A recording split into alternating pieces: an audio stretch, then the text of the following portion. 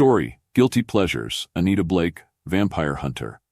Published by Ace 10 years ago, Guilty Pleasures kicked off a series that was destined to go from cult favorite to a major New York Times bestseller. Readers will learn how Anita Blake began raising the dead and killing the dead, and how she met Jean-Claude, the master vampire who was destined to become not only her greatest enemy, but her greatest lover.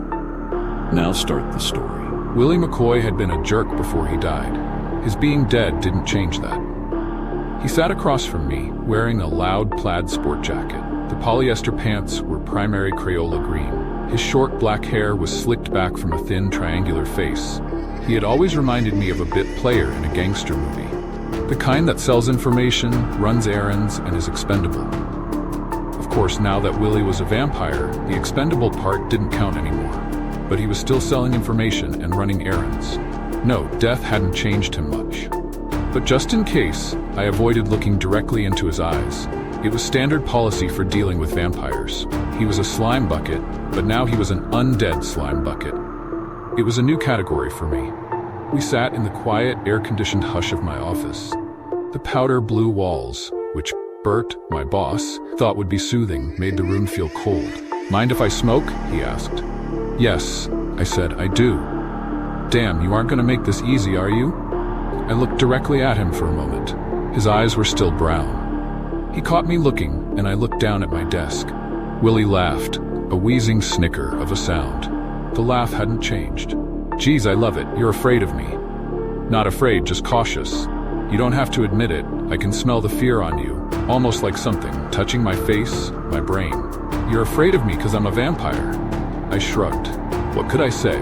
How do you lie to someone who can smell your fear? "Why are you here, Willie?" "Geez, I wish I had a smoke." The skin began to jump at the corner of his mouth. I didn't think vampires had nervous twitches. His hand went up, almost touched it. He smiled, flashing fangs. "Some things don't change." I wanted to ask him, what does change? How does it feel to be dead?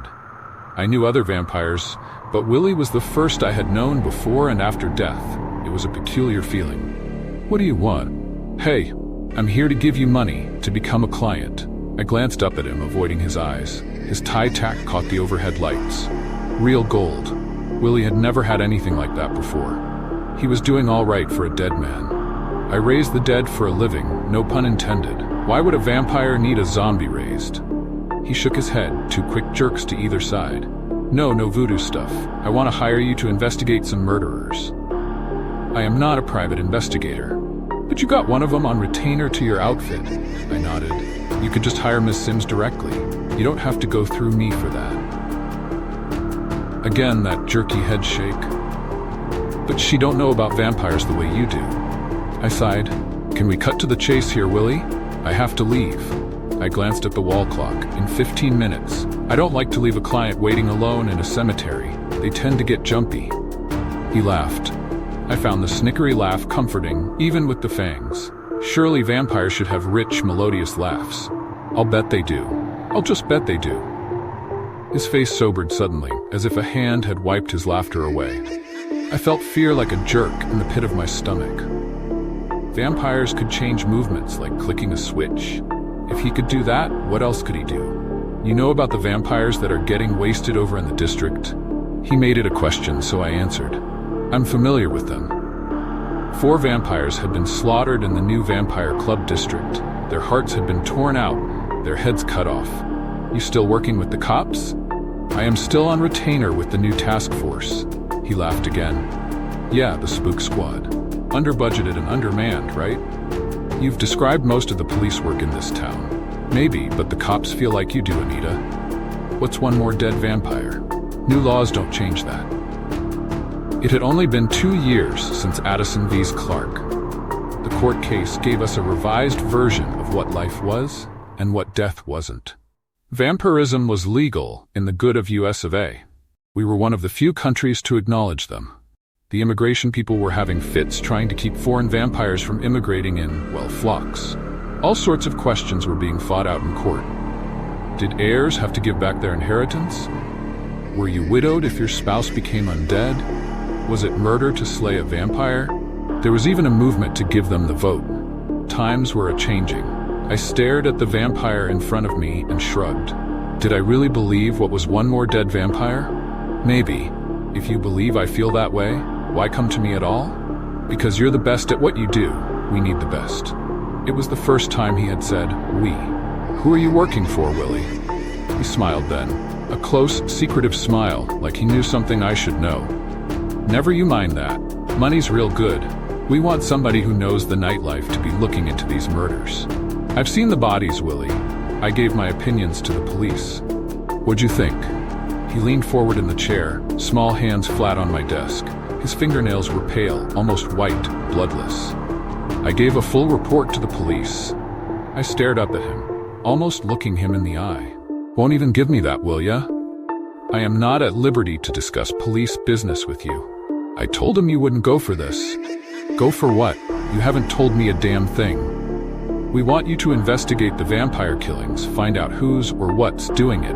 We'll pay you 3 times your normal fee. I shook my head. That explained why Bert, the greedy son of a gun, had set up this meeting. He knew how I felt about vampires, but my contract forced me to at least meet with any client that had given Bert a retainer.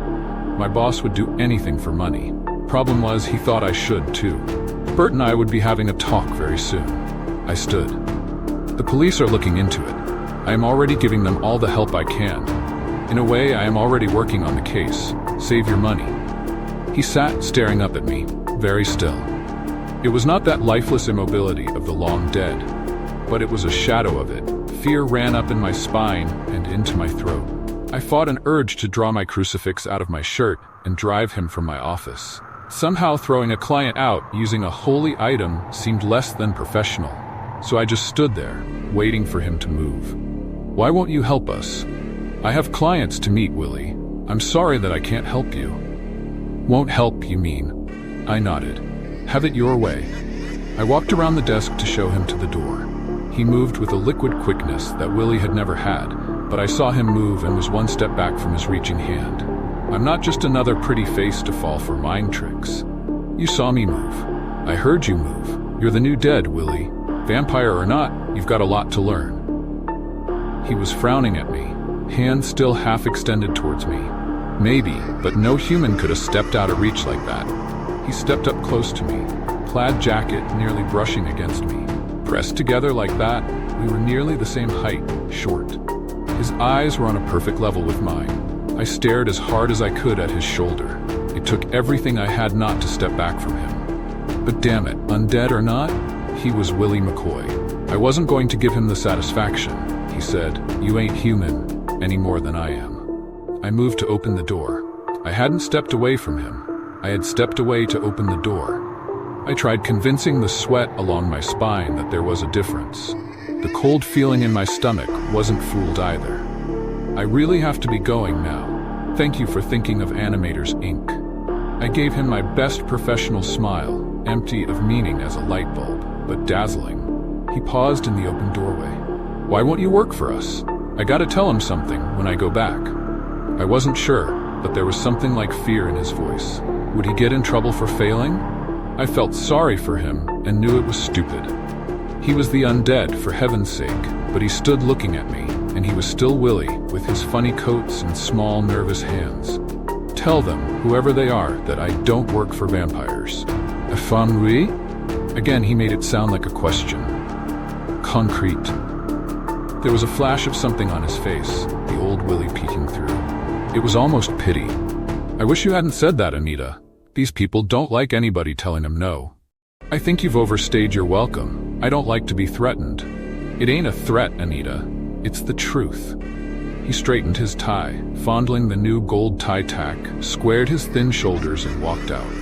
I closed the door behind him and leaned against it. My knees felt weak. But there wasn't time for me to sit here and shake. Mrs. Grundick was probably already at the cemetery. She would be standing there with her little black purse and her grown sons, waiting for me to raise her husband from the dead. There was a mystery of 2 very different wills. It was either years of court costs and arguments, or raise Albert Grundick from the dead and ask. Everything I needed was in my car, even the chickens. I drew the silver crucifix free of my blouse and let it hang in full view. I have several guns, and I know how to use them. I keep a 9mm Browning high power in my desk. The gun weighed a little over 2 pounds, silver-plated bullets and all. Silver won't kill a vampire, but it can discourage them. It forces them to have to heal the wounds, almost human slow. I wiped my sweaty palms on my skirt and went out. Craig, our night secretary, was typing furiously at the computer keyboard. His eyes widened as I walked over the thick carpeting. Maybe it was the cross swinging on its long chain. Maybe it was the shoulder rig tight across my back and the gun out in plain sight. He didn't mention either. Smart man. I put my nice little corduroy jacket over it all. The jacket didn't lie flat over the gun, but that was okay. I doubted the Grundicks and their lawyers would notice. I had gotten to see the sunrise as I drove home that morning. I hate sunrises. They mean I've overscheduled myself and worked all bloody night. St. Louis has more trees edging its highways than any other city I've driven through. I could almost admit the trees looked nice in the first light of dawn. Almost.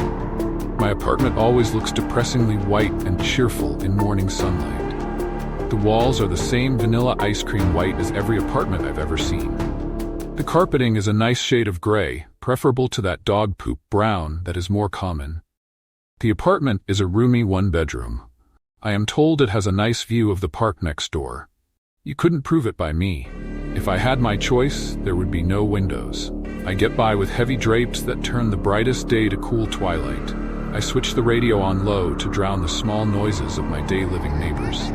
Sleep sucked me under to the soft music of Chopin. A minute later, the phone rang. I lay there for a minute, cursing myself for forgetting to turn on the answering machine. Maybe if I ignored it. 5 rings later, I gave in. Hello. Oh, I'm sorry. Did I wake you? It was a woman I didn't know. If it was a salesperson, I was going to become violent. Who is this? I blinked at the bedside clock. It was 8. I'd had nearly 2 hours of sleep. Yippee. I'm Monica Vespucci. She said it like it should explain everything. It didn't. Yes. I tried to sound helpful, encouraging. I think it came out as a growl. Oh my. I'm the Monica that works with Catherine Maison. I huddled around the receiver and tried to think. I don't think really well on 2 hours of sleep. Catherine was a good friend, a name I knew. She had probably mentioned this woman to me, but for the life of me, I couldn't place her. Sure, Monica. Yes. What do you want? It sounded rude, even to me. I'm sorry if I don't sound too good. I got off work at 6. My God, you mean you've only had 2 hours of sleep? Do you want to shoot me? Or what? I didn't answer the question. I'm not that rude. Did you want something, Monica? Sure, yes. I'm throwing a surprise bachelorette party for Catherine. You know she gets married next month. I nodded, remembered she couldn't see me, and mumbled, I'm in the wedding. Oh sure, I knew that. Pretty dresses for the bridesmaids, don't you think? Actually, the last thing I wanted to spend $120 on was a long pink formal with puffy sleeves, but it was Catherine's wedding. What about the bachelorette party? Oh, I'm rambling, aren't I? And you just desperate for sleep? I wondered if screaming at her would make her go away any her. Nah, she'd probably cry. What do you want, please, Monica? Well, I know it's short notice, but everything just sort of slipped up on me. I meant to call you a week ago, but I just never got around to it. This I believed. Go on. The bachelorette party is tonight. Catherine says you don't drink, so I was wondering if you could be designated driver. I just lay there for a minute, wondering how mad to get, and if it would do me any good. Maybe if I'd been more awake, I wouldn't have said what I was thinking. Don't you think this is awfully short notice since you want me to drive? I know, I'm so sorry. I'm just so scattered lately. Catherine told me you usually have either Friday or Saturday night off. Is Friday not your night off this week? As a matter of fact, it was, but I didn't really want to give up my only night off to this airhead on the other end of the phone. I do have the night off. Great, I'll give you directions and you can pick us up after work. Is that okay? It wasn't, but what else could I say? That's fine. Pencil and paper? You said you worked with Catherine, right? I was actually beginning to remember Monica. Why, yes. I know where Catherine works. I don't need directions. Oh, how silly of me, of course. Then we'll see you about 5. Dress up, but no heels. We may be dancing tonight. I hate to dance. Sure, see you then. See you tonight. The phone went dead in my ear. I turned on the answering machine and cuddled back under the sheets. Monica worked with Catherine. That made her a lawyer. That was a frightening thought. Maybe she was one of those people who was only organized at work. No. It occurred to me then, when it was too late, that I could just have refused the invitation. Damn, I was quick today. Oh well, how bad could it be? Watching strangers get blitzed out of their minds. If I was lucky, maybe someone would throw up in my car. I had the strangest dreams once I got back to sleep. All about this woman I didn't know, a coconut cream pie, and Willie McCoy's funeral. Monica Vespucci was wearing a button that said, "Vampires are people too." It was not a promising beginning to the evening. Her white blouse was silk with a high, flared collar framing a dark, health club tan. Her hair was short and expertly cut. Her makeup perfect. The button should have tipped me off to what kind of bachelorette party she'd planned. Some days I'm just slow to catch on. I was wearing black jeans, knee-high boots, and a crimson blouse. My hair was made to order for the outfit, black curling just over the shoulders of the red blouse. The solid, nearly black brown of my eyes matches the hair. Only the skin stands out, too pale, Germanic against the Latin darkness. A very ex-boyfriend once described me as a little China doll. He meant it as a compliment. I didn't take it that way. There are reasons why I don't date much. The blouse was long-sleeved to hide the knife sheath on my right wrist and the scars on my left arm. I had left my gun locked in the trunk of my car. I didn't think the bachelorette party would get that out of hand. I'm so sorry that I put off planning this to the last minute, Catherine. That's why there's only 3 of us. Everybody else had plans, Monica said. Imagine that, people having plans for Friday night, I said. Monica stared at me as if trying to decide whether I was joking or not. Catherine gave me a warning glare. I gave them both my best angelic smile. Monica smiled back. Catherine wasn't fooled. Monica began dancing down the sidewalk, happy as a drunken clam. She had had only 2 drinks with dinner. It was a bad sign. "Be nice," Catherine whispered. "What did I say? Anita?" Her voice sounded like my father's used to sound when I'd stayed out too late. I sighed. "You're just no fun tonight." "I plan to be a lot of fun tonight." She stretched her arms skyward. She still wore the crumpled remains of her business suit. The wind blew her long copper-colored hair. I've never been able to decide if Catherine would be prettier if she cut her hair, so you'd notice the face first, or if the hair was what made her pretty. If I have to give up one of my few free nights, then I'm going to enjoy myself. Immensely, she said. There was a kind of fierceness to the last word. I stared up at her. "You are not planning to get falling down drunk, are you?" "Maybe." She looked smug. Catherine knew I didn't approve of, or rather didn't understand drinking. I didn't like having my inhibitions lowered. If I was going to cut loose, I wanted to be in control of just how loose I got. We had left my car in a parking lot 2 blocks back, the one with the wrought iron fence around it. There wasn't much parking down by the river. The narrow brick roads and ancient sidewalks had been designed for horses, not automobiles. The streets had been fresh washed by a summer thunderstorm that had come and gone while we ate dinner. The first stars glittered overhead, like diamonds trapped in velvet. Monica yelled, "Hurry up, slowpokes." Catherine looked at me and grinned. The next thing I knew, she was running towards Monica. "Oh, for heaven's sake," I muttered. Maybe if I'd had drinks with dinner, I'd have run too, but I doubted it. "Don't be an old stick in the mud," Catherine called back. "Oh yes," Jean-Claude said. "Miss Blake and I have met before. I've been helping the police work cases on the riverfront. She is their vampire expert." He made the last word soft and warm and vaguely obscene. Monica giggled. Catherine was staring at Jean-Claude, eyes wide and innocent. I touched her arm and she jerked as if waking from a dream. I didn't bother to whisper because I knew he would have heard me anyway. "Important safety tip, never look a vampire in the eye." She nodded. The first hint of fear showed in her face. I would never harm such a lovely young woman. He took Catherine's hand and raised it to his mouth. A mere brush of lips. Catherine blushed. He kissed Monica's hand as well. He looked at me and laughed. "Do not worry, my little animator. I will not touch you. That would be cheating." He moved to stand next to me. I stared fixedly at his chest. There was a burn scar almost hidden in the lace. The burn was in the shape of a cross. How many decades ago had someone shoved a cross into his flesh? just as you having a cross would be an unfair advantage. What could I say? In a way, he was right. It was a shame that it wasn't merely the shape of a cross that hurt a vampire. Jean-Claude would have been in deep shit. Unfortunately, the cross had to be blessed and backed up by faith. An atheist waving a cross at a vampire was a truly pitiful sight. He breathed my name like a whisper against my skin. "Anita, what are you thinking?" The voice was so damn soothing. I wanted to look up and see what face went with such words. Jean-Claude had been intrigued by my partial immunity to him. That and the cross-shaped burn scar on my arm. He found the scar amusing. Every time we met, he did his best to bespell me, and I did my best to ignore him. I had won up until now. You never objected to me carrying a cross before. You were on police business then. Now you are not. I stared at his chest and wondered if the lace was as soft as it looked. Probably not. Are you so insecure in your own powers, little animator? Do you believe that all your resistance to me resides in that piece of silver around your neck? I didn't believe that, but I knew it helped. Jean-Claude was a self-admitted 205 years old. A vampire gains a lot of power in 2 centuries. He was suggesting I was a coward. I was not. I reached up to unfasten the chain. He stepped away from me and turned his back.